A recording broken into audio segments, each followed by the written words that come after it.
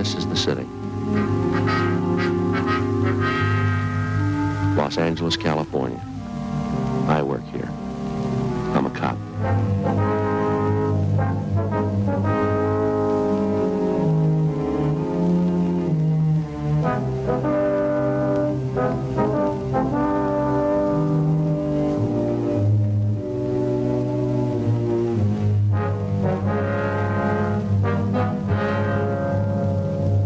Wednesday, June 17th. It was warm in Los Angeles. We were working the night watch out of robbery division. The boss is Captain Didion. My partner's Frank Smith. My name's Friday. We'd gotten a call that a doctor had been slugged in a downtown hotel. The assailant had escaped. We had to find him.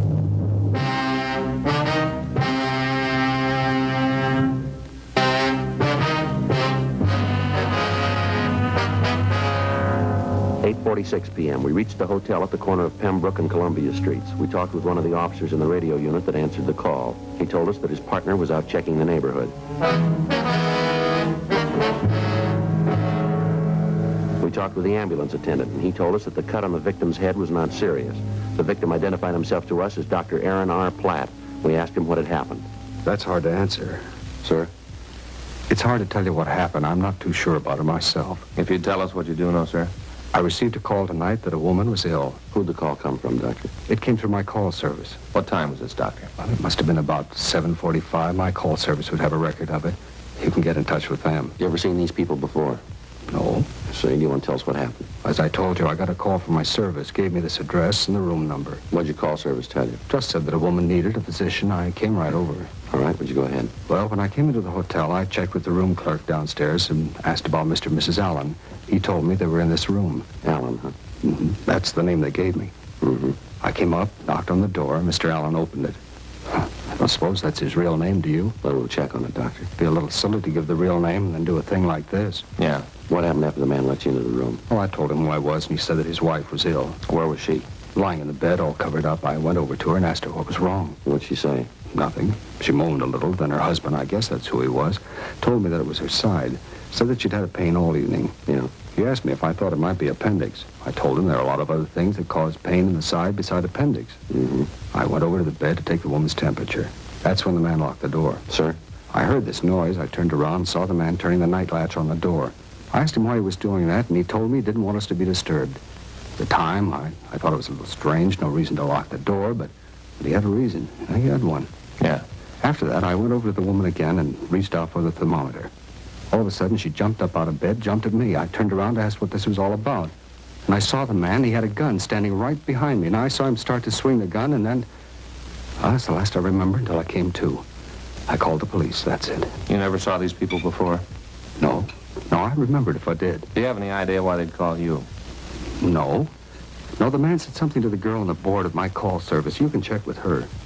Oh, I wonder if I could have a cigarette. Sure. Thanks.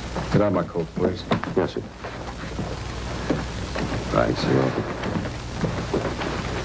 Oh, that's funny. What's that, sir? My lighter, it's gone. Solid gold. Present from my wife. I'd hate to lose that. The top opens up when you spin the flint thing, you know? Yes, sir. How about your other personal effects? What was that? Your other effects, Doctor. Your wallet, your money. Gone. Gone, everything. The thieves, they robbed me. That's what they did. I don't mind the money, only $30, $40, but the cards in my wallet. Rotten thieves. Look here. What's that, sir? My watch. They even took my watch. Automatic. It was a good one. My wife gave me that, too. Can you give us a description of these articles? Well, I certainly can. I've got the case and movement numbers at the watch in my office. I can give you that. You'll want a complete description of the man and woman, too, Doctor. Well, I gave one to the other officers. Yes, sir, but we'd like to go over it with you. Oh, all right. Say, wait a minute. Yes, sir? My bag, do you see it? What's that, sir? My doctor's bag. Must be in the room someplace, unless they took that, too. Just sit still, Doctor. We'll look for it. Joe, here it is.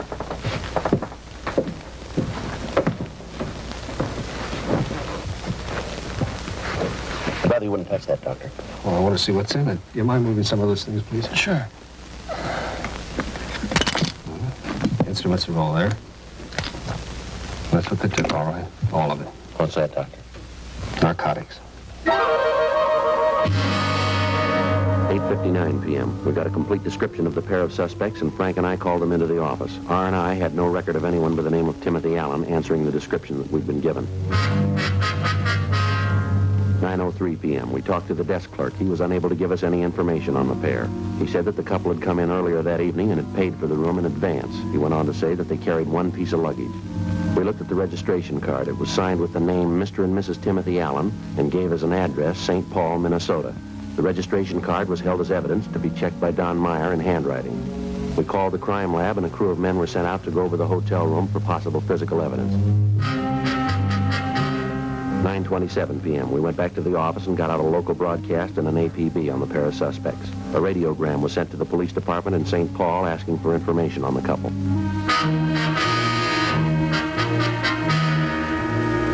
Dr. Platt was asked to come to the office and go through the mug books.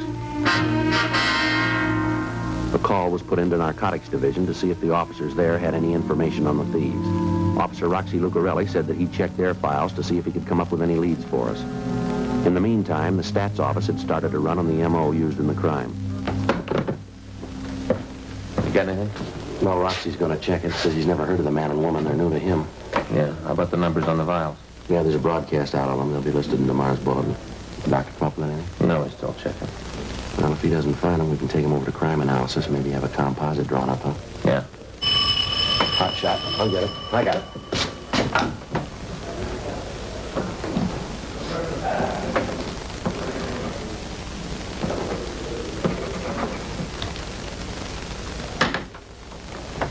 Frank? Yeah? What is it? Hotel on West 7th. Yeah? Another doctor slugged and robbed.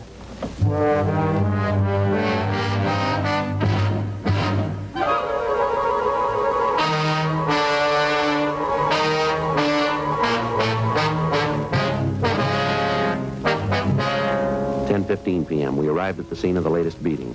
We talked to the victim, a Dr. Aubrey Baker. The story we got from him was substantially the same as the one Dr. Platt had given us. A call had been put out by a man who gave his name as Allen, saying that his wife needed immediate treatment. Upon the doctor's arrival, the door to the room had been locked, and the doctor had been beaten and robbed of his personal effects and supply of narcotics. The description the doctor was able to give us was the same as the one we'd gotten before. 10:47 p.m. We talked with the desk clerk at the hotel. The description he gave us of the Allen couple matched the one that we had. A check of the registration card showed that the handwriting was the same. We spent the rest of the night running down the leads we had. The stats office had come up with 4 possibles. They were checked out, but they netted us nothing. For the next 2 nights, Frank and I stayed in the field in the hopes of apprehending the pair of thieves. During that time, they hit 3 times. All of the victims were doctors. Each time, the entire supply of narcotics was taken.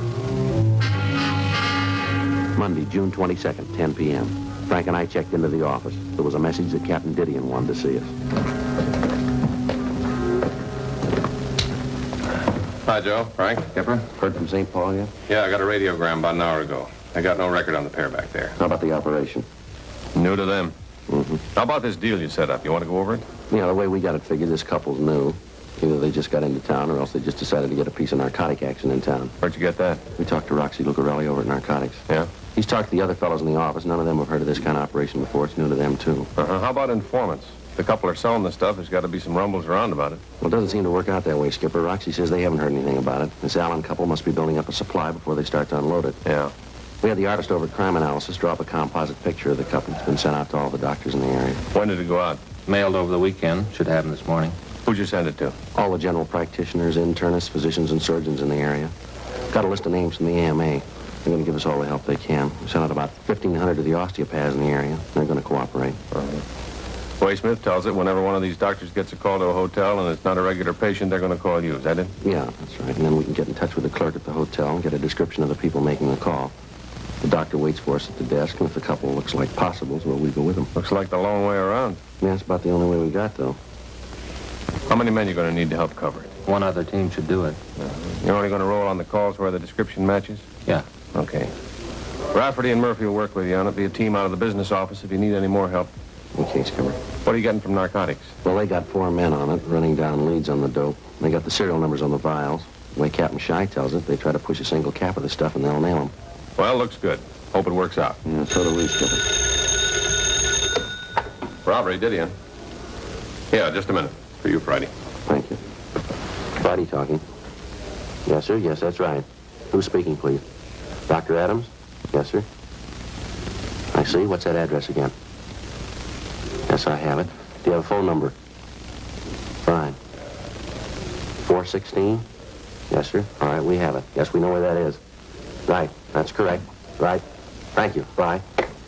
Well, looks like it started. What do you got? It's a Dr. Adams. We'll know in a minute here if it means anything. Hello, this is Sergeant Friday, Los Angeles Police Department. Yes, that's right. Do you have a name on the couple in 416? Could you describe them for me, please? No, there's nothing wrong. Now, just give us a description, would you, please? And the woman? I see. Okay. Right. All right, thank you very much, sir. No, that's all right. Right. Bye. How about it? Name's Alden. Description matches.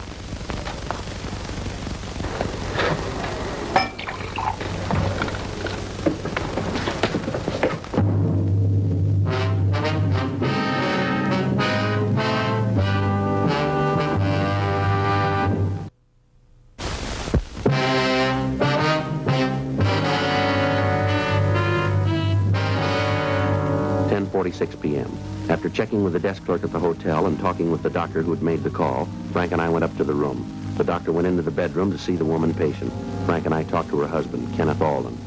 Sure is nice of you fellas to be here, but I don't think there's any reason for it. It's all right. I should have listened to Helen. She said we shouldn't have come. Where you from, Alden? Alden. Huh? I say, where you from? Carthage. Missouri? Sure hope everything's all right. Yeah, Missouri. Either one of you know this Dr. Edmondson? No. Sure hope he knows what he's doing. Helen's kind of little, you know, frail.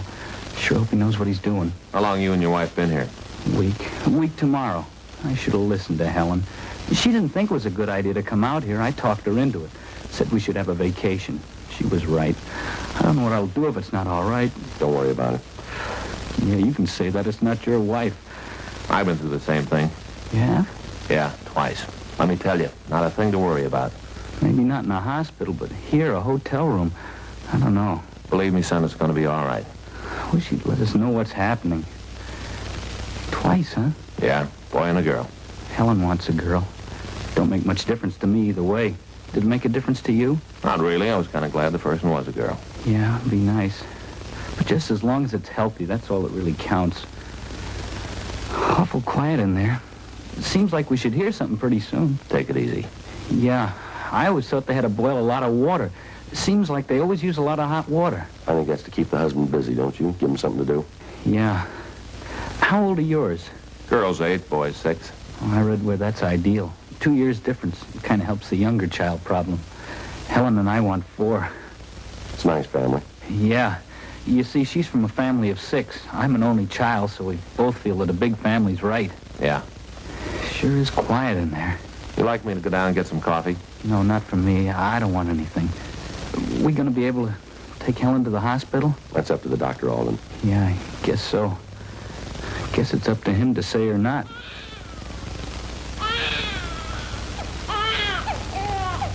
Sounds like you're a father. Yeah. Congratulations. Same to you. Guess my troubles are over now. They're just starting.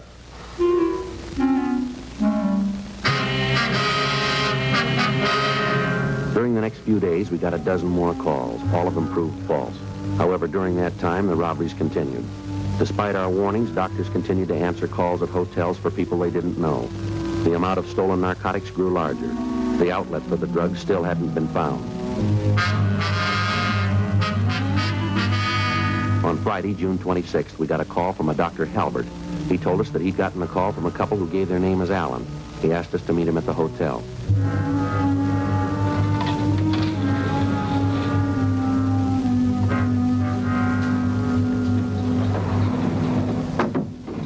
About how long ago did they call you, Doctor? About 25 minutes ago. Asked me to come right over.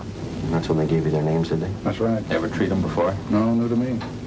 Think they're the people you're looking for? Well, we don't know. The description we got from the desk clerk matches the suspect.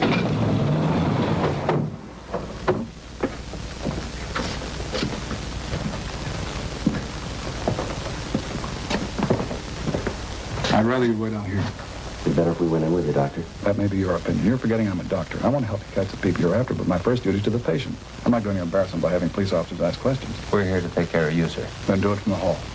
According to your bulletin, the man always locks the door, doesn't he? He has in the past. And that's how you can tell. He locks the door, then come on in. All right, if that's the way you want it, Doctor. That's the way it's got to be. All right, sir. We'll be right out here if you need us. I hope I won't. So do we.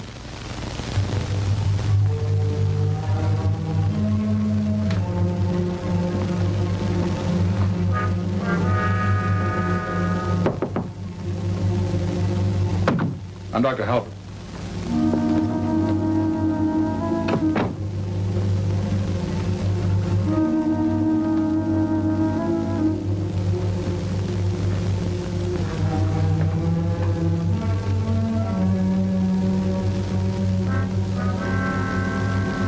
What do you think, Joe? I don't know.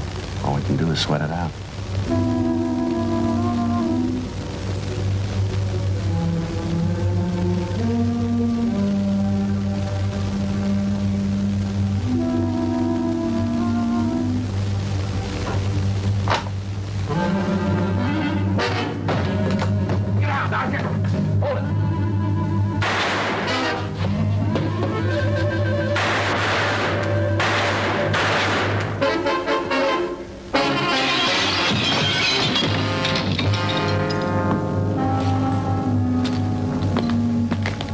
Why'd you do it? Why'd you shoot him? Dead. You killed him. We didn't call it, lady. How can you say that? You shot him in cold blood. He's just a kid. You didn't have to kill him. Better call in. Yeah. He was doing it for me. He was helping me, and you killed him. He didn't know. He was just a kid. He didn't know what was going on. I told him what to do. I set it up. You come in here and kill him. I hope you're real proud of yourself, cop.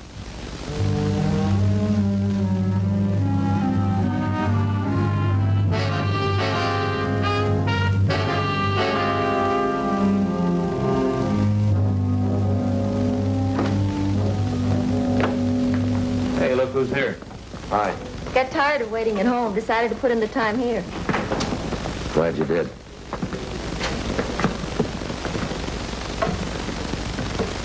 He looks tired, doesn't he? He always looks that way to me. You're getting prettier every day, Ann. Thanks, so are you. How's Faye? Fine. I don't know how you do it, Joe. What's she seeing you? Get these reports out and we can go home. Long day? Yeah, You do look tired. a little bit.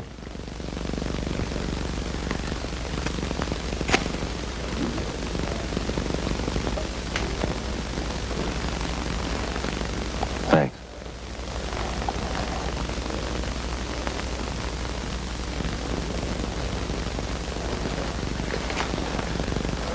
When you get through with your reports, I'll buy you both a cup of coffee. That's the best offer I've had all day. I'll take care of the shooting. You want to get the dead body report?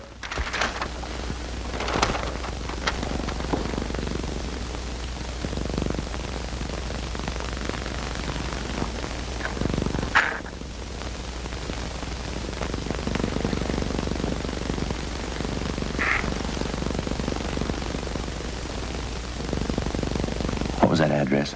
9276 South Bixel. 267. No, Joe. 9276 South Bixel. Yeah.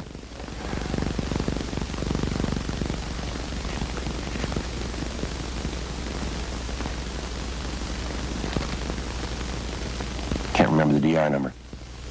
127-5460. I asked you this morning. You gave it to me. What's the matter? I don't know. Guess I'm just tired. Here, buddy. I'll finish that up.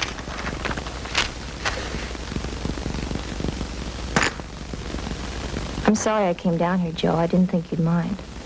No, that's all right. I'll drop these off at Homicide on the way.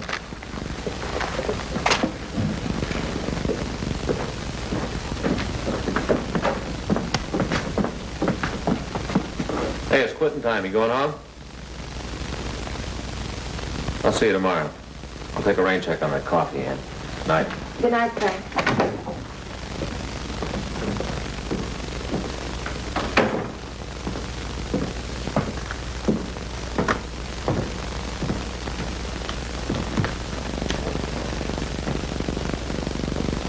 How many are you going to smoke at once, Joe?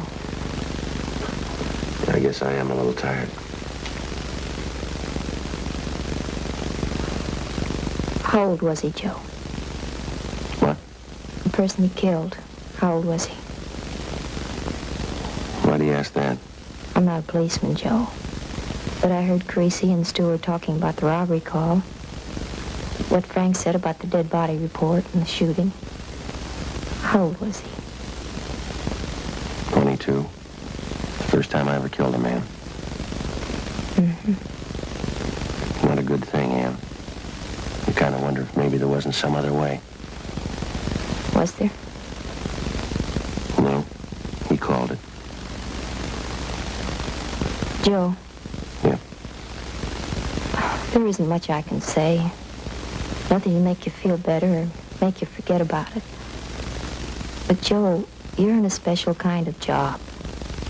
I've been telling myself that, but it doesn't seem to help much. Did he have a gun? Yeah. Did he use it? Yeah. Well, doesn't that make a difference?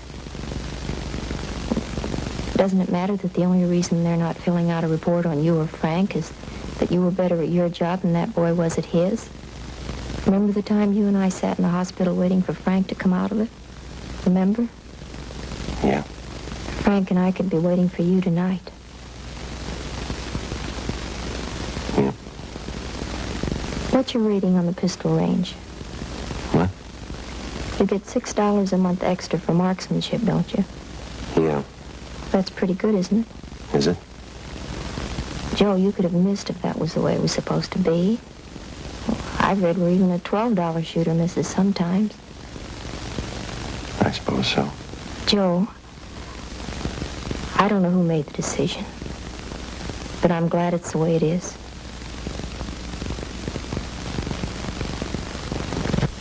Now, come on. I'll buy you that cup of coffee. All right.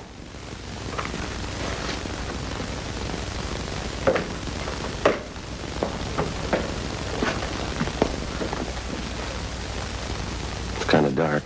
Can you find your way? Yeah. Can you?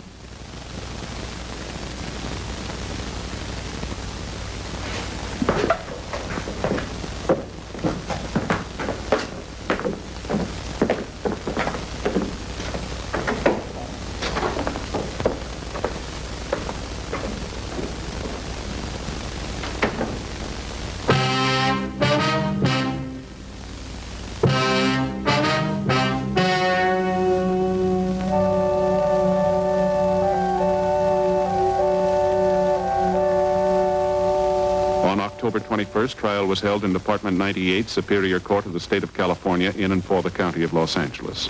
In a moment, the results of that trial.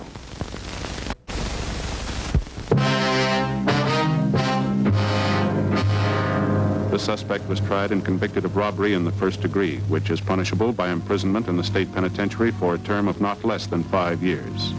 A coroner's jury found that Edgar Cabell was killed while resisting arrest, and his death was listed as justifiable homicide.